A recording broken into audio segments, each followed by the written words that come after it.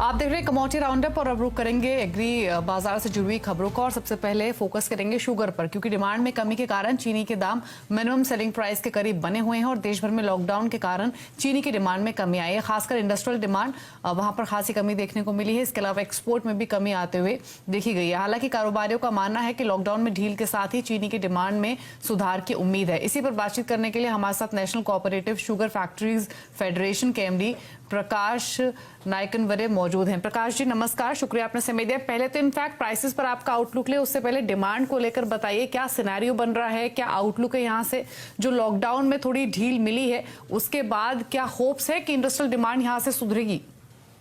मनीषा जी ऐसा है, मार्च के मध्यान्ह तक चीनी उद्योग के चेहरे पे एक रेयर स्माइल थी।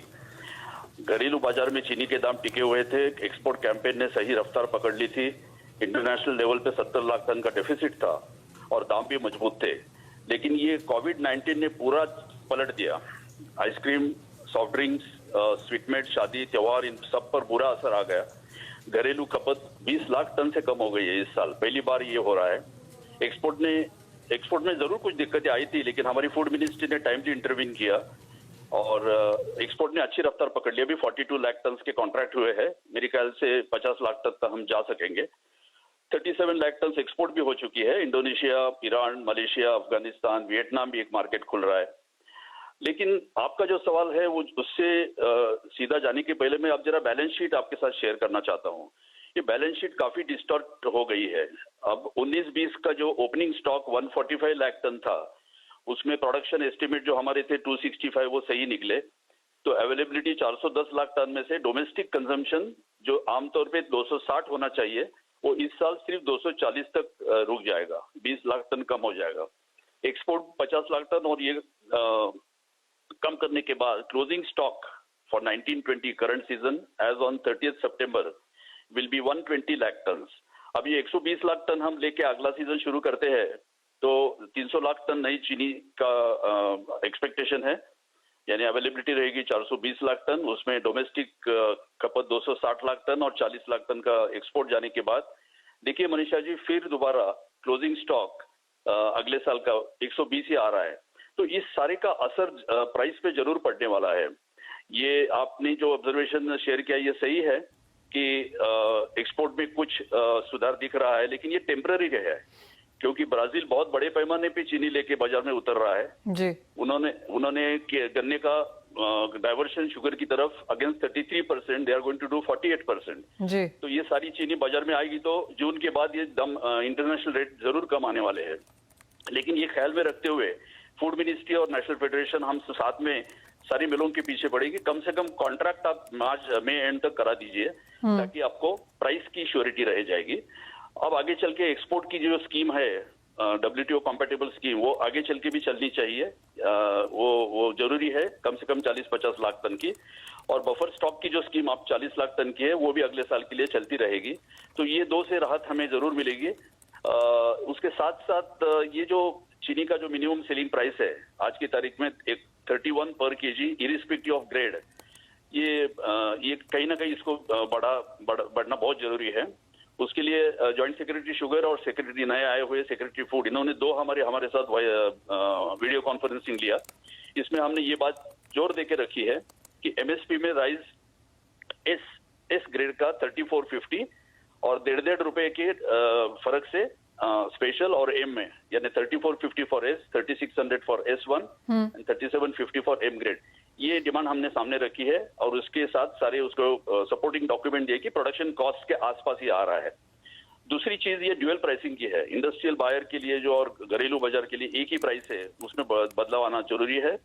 और तीसरा सुझाव ये हमने दिया कि इंटर मिनिस्ट्रियल ग्रुप फॉर्म करो, क्योंकि शुगर चीनी एक ऐसी चीज है जो एक मिनिस्ट्री से नहीं बनती है, वो सारी 5-6 मिनिस्ट्री उससे जुड़े हुए हैं। तो उनके एक इंटर मिनिस्ट्रियल ग्रुप बनना चाहिए ताकि हम बार बार इसमें इंटरेक्शन करके चीनी के बारे में हम चीज आगे ले सकेंगे। इथेनॉल टेंडर, मनीषा जी, एक बड़ा टेंशन आया था पिछले हफ्ते तक कि इथेनॉल टेंडर नहीं निकल रहा था। इथेनॉल तैयार करके सारी टैंक भरी हुई थी, लेकिन परसों रात को इसमें निकल गया रास्ता कि 3rd टेंडर बाहर निकल रहा है और 4था और 5वां टेंडर में आ जाएगा। मेरे ख्याल से आगे चल के चीनी उद्योग ने अगर शांति से, ठंडे दिमाग से और साथ सबने मिलके गवर्नमेंट के साथ बैठ के सुझाव किए तो हम ये 2021 भी सही ढंग से निकाल सकेंगे।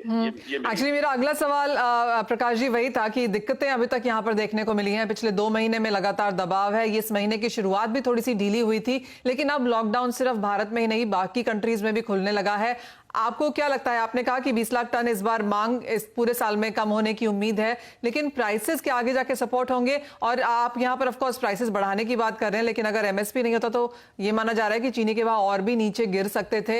एपीएमसी ने काफी सारी कमोडिटीज को डीरेगुलेट किया, लेकिन चीनी को of course for known reasons नहीं किया है। आगे जाके यहाँ पर इंडस्ट्री के हिसाब से प्राइसेस और सप्लाईज किस तरह की आपको देखने को मिलेंगी? देखिए, सप्लाईज तो रिलीज मैकेनिज्म है, गवर्नमेंट ने अपने हाथ में रखी है। बहुत अच्छी चीज है ये कि हर महीने में कितना सप्लाई देना है, उसके पीछे भी काफी एक स्टडी है उसका और एक मॉडल बना के रखा है उन्होंने। और 31 रुपीज आज की तारीख में एस का जो रेट है उसके एस और एम का वो नीचे नहीं जा सकता इसके। It is covered under essential commodity act. लेकिन हमारी ये कहना है कि 31 is creating a cash loss of 4 rupees for every 1 kg that we sell. ये कैश लॉस हम कितने दिन सही पाओगे, यही मुद्दा है। तो ये जो एमएसपी में बढ़ोतरी की मांग, even NITI Aayog is with us, they have also recommended to the cabinet it has to be increased. खैर उन्होंने 33 तक लाया है, लेकिन हमारी मांग है कि कम से कम प्रोडक्शन कॉस्ट को आसपास ये चीनी का दाम लाए, तभी ये इंडस्ट्री आगे आ सकेगी। नहीं तो इसके दबाव में ये और भी नीचे जाएगी 2021 में।